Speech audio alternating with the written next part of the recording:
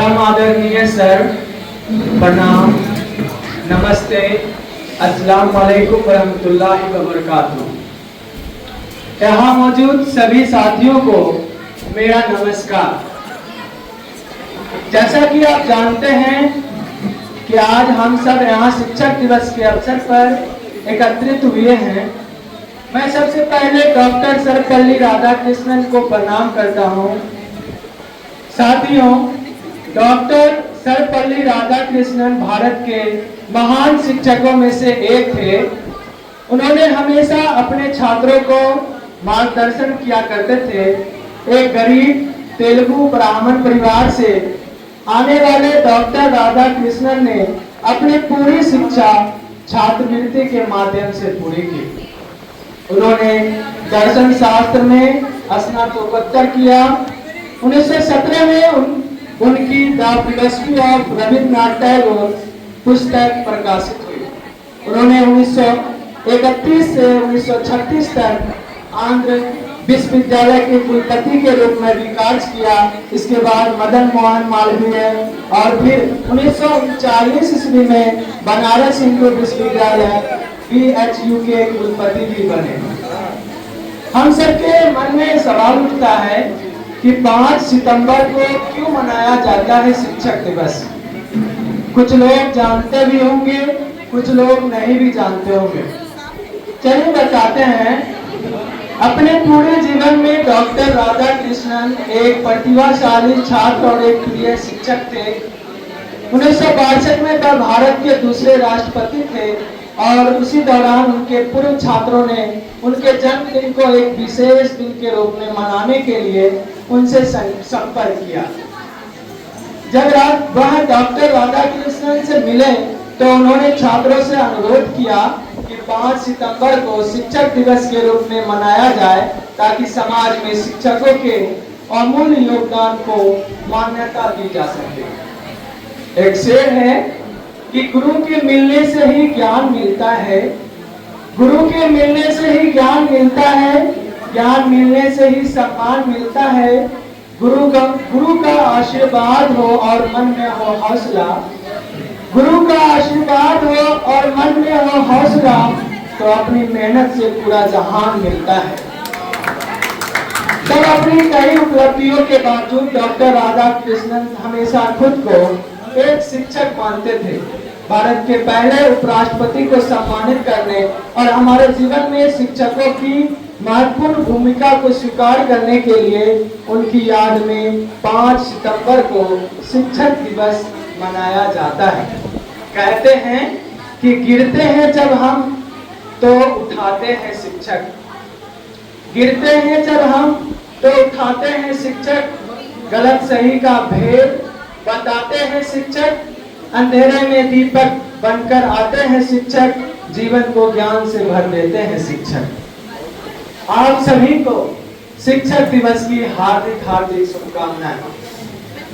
अब मैं एक नज्म पेश करना चाहता हूँ। नज्म का उन्वान है उस्ताद का डंडा। आप लोग हमारे बैचमेट जो भी होंगे सब उस्ताद से डंडा जरूर खाए हों, लेकिन अभी का जो दौर है वो डंडा नहीं है, वो संडे मंडे रोज मिलते अंडे। यानी हर स्कूल में अंडा सरकार के द्वारा अंडा भी दिया जाता है। पहले हम लोगों को अंडा नहीं मिला करता था। तो नज्म को हम शुरू करते हैं। मुलाजा फरमाएं।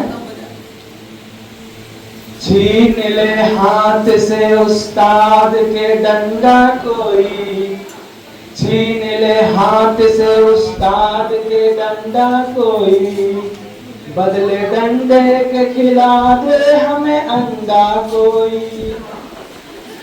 अंडा खाने से लहू जिसमें बढ़ जाता है, चुस्त होता है बदन जहन निखर जाता है।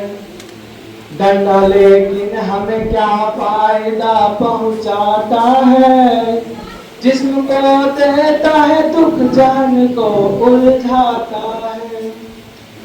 छीन ले हाथ से उस्ताद के डंडा कोई, बदले डंडे के खिला दे हमें अंडा कोई।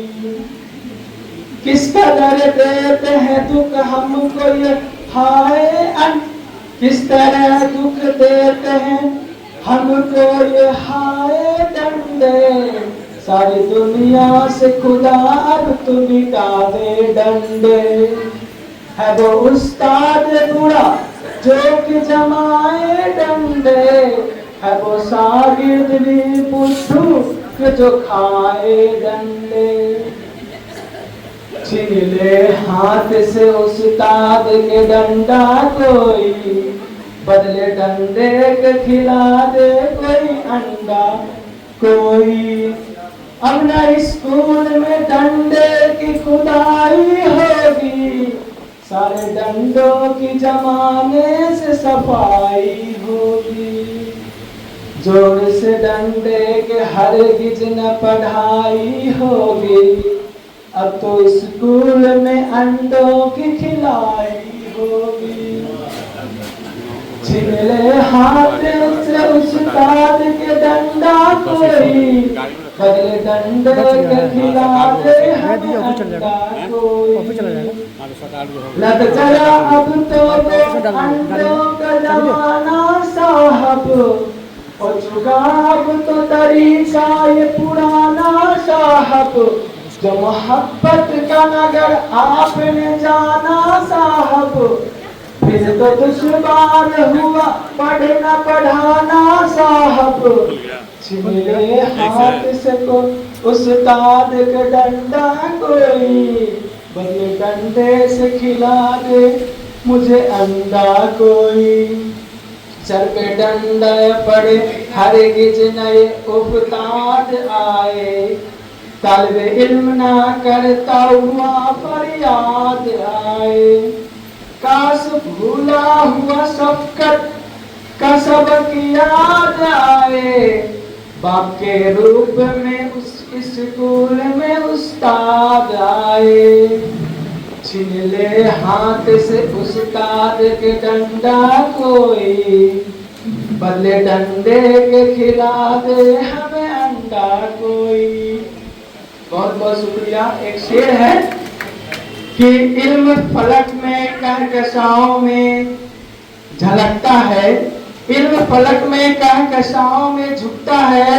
इल्म गरजे जो बादलों में तो बरसता है, इल्म कलम ही नहीं जुल्म पर तलवार भी है।